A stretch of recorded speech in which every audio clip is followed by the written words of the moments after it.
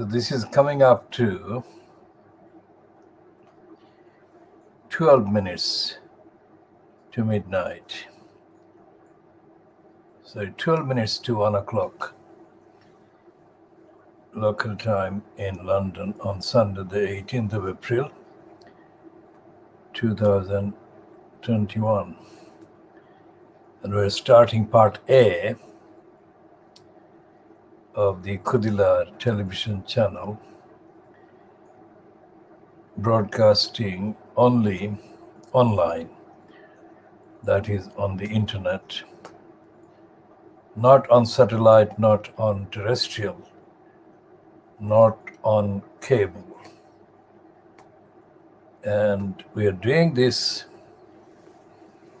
as part of the Khoodeelaar campaign, which has been described extensively in the past and can be accessed.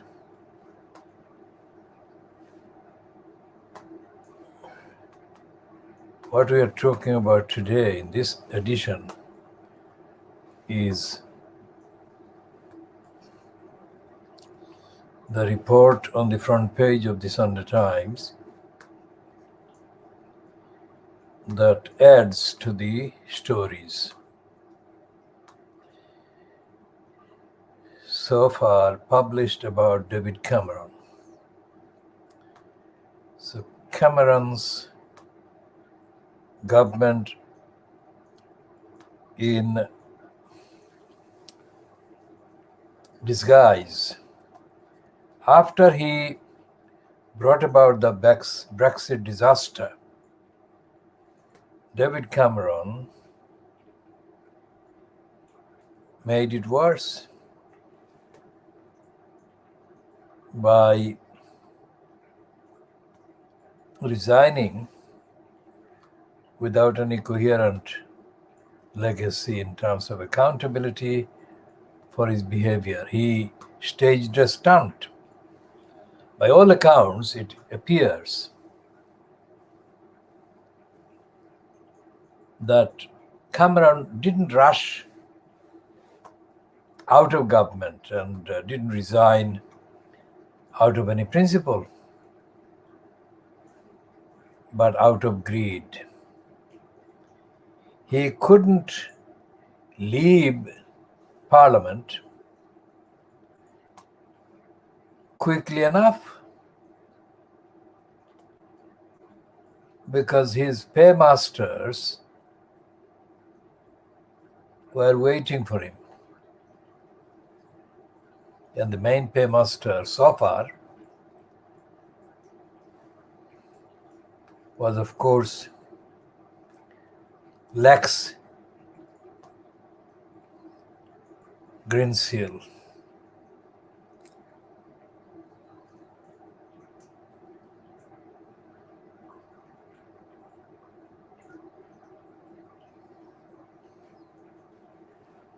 And the Sunday Times today is reporting that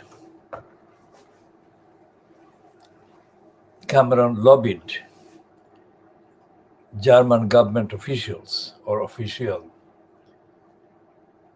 on behalf of whoever he was selling his services to. Now, this is not some kind of one-off error because it got lost or something. Like they have been saying about Philip, that he planned his funeral with military precision.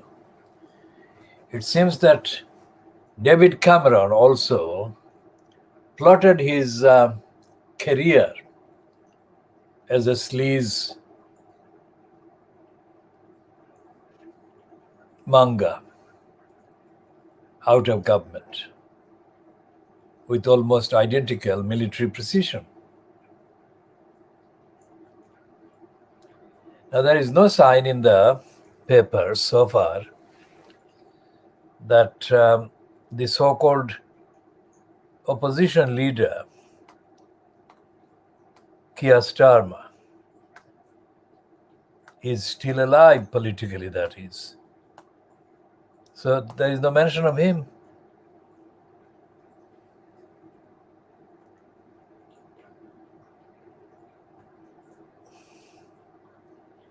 And there is absolutely no indication that any of the so-called front bench of the Labour Party, in addition to or apart from or accepting Keir Starmer,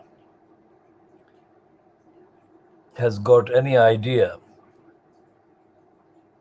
as to what to do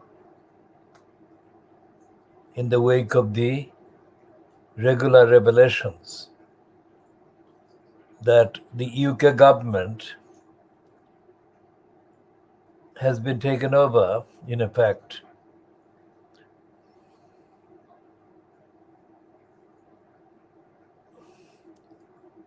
by sleazeballs.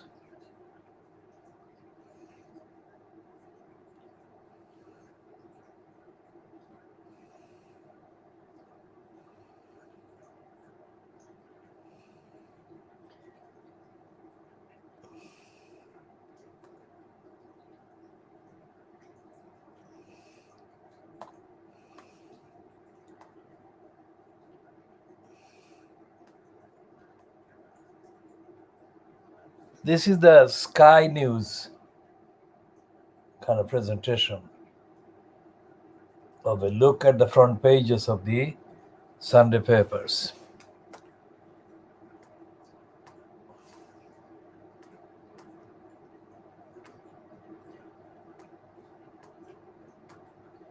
And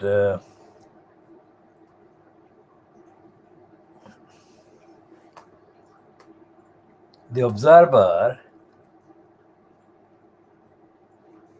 is running this one.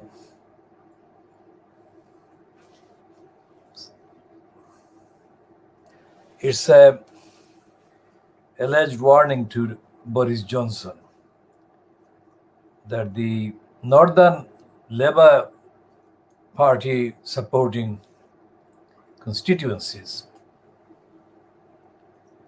which voted for Johnson in December 2019,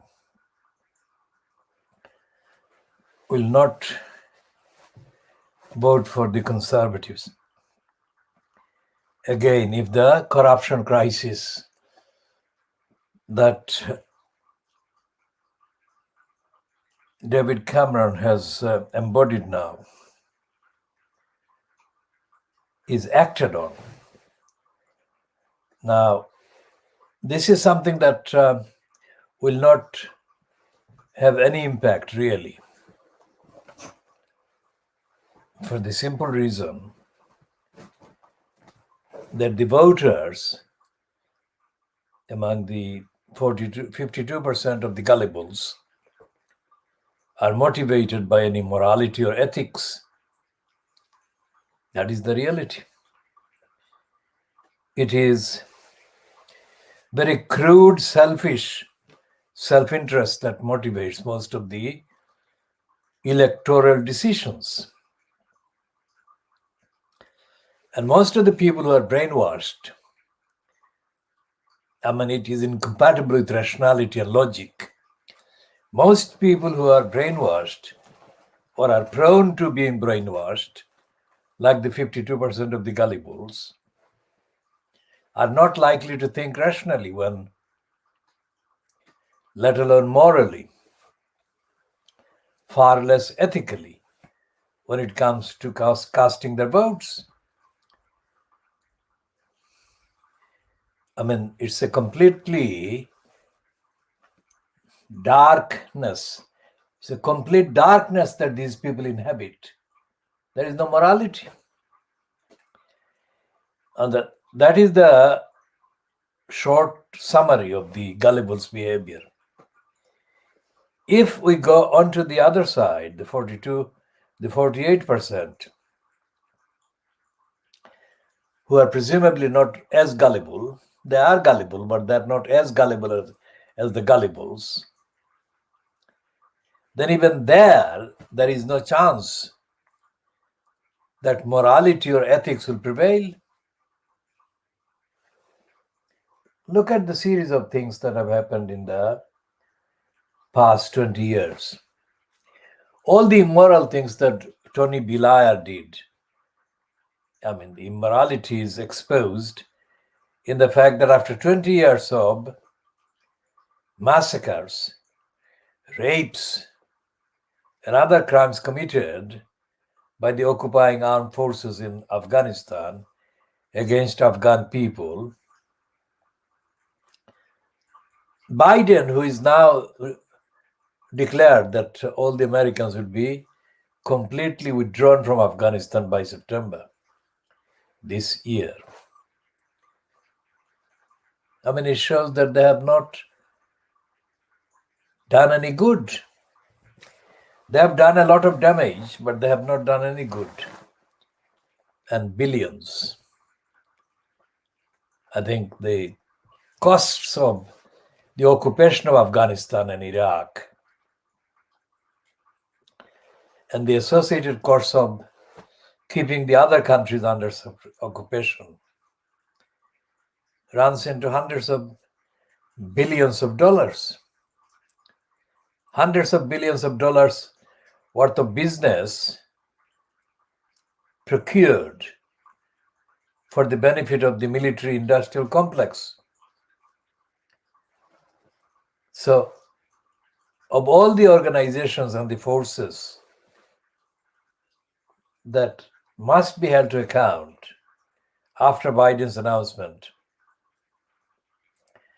that in September all American troops would be withdrawn from Afghanistan. It's the military-industrial complex which fueled the business of occupying Afghanistan, Iraq, etc. needs to be held to account. Needs to be held to account for the massacres, rapes, and criminal attacks on the people of Afghanistan and people of neighboring countries. Because in his announcement of the decision to withdraw the American troops from Afghanistan, Biden hasn't explained, hasn't listed any achievement. It's as simple as that. Because he could not.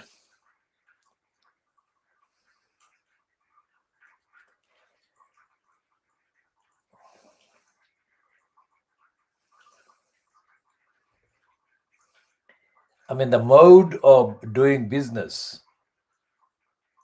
remains imperialistic for both the USA and the UK, kind of following the special relationship leader. And there is no debate. Even today, there is no debate in the Fleet Street papers as to what on earth was Tony Blair doing and what on earth were the UK state doing, colluding in the murderous attack and massacres carried out by the alliance, which of course includes the United Kingdom. Who will be put on trial for ordering the massacres of the ordinary Afghans under various pretexts, and for the ordering of the destruction of the American kind of pre-American takeover, Afghan semblance of Afghan normality. Why am I saying normal? Because it wasn't like without the Americans' presence, Afghanistan was not free, even without their presence, without that invasion of Afghanistan.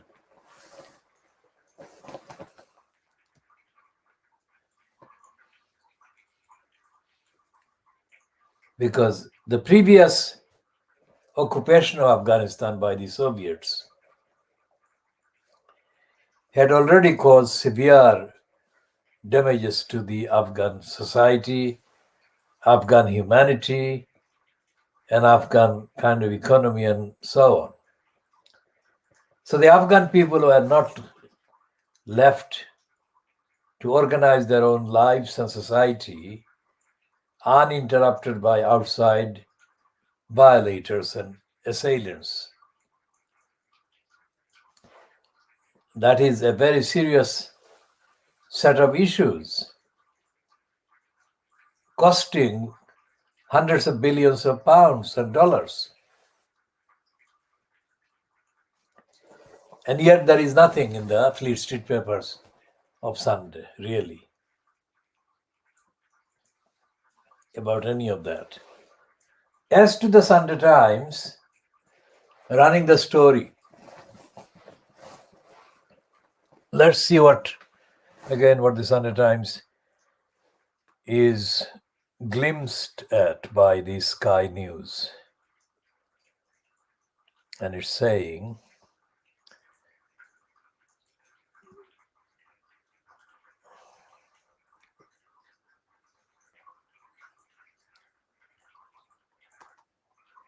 and this is the one that the Sunday Times is saying, Cameron sought access to NHS data at height of first wave.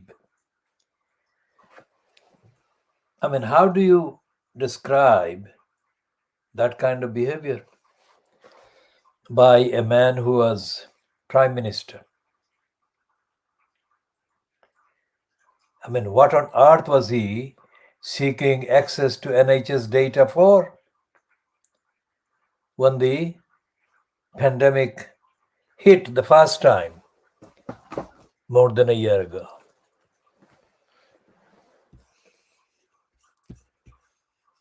We shall be talking more about all of these in later editions today.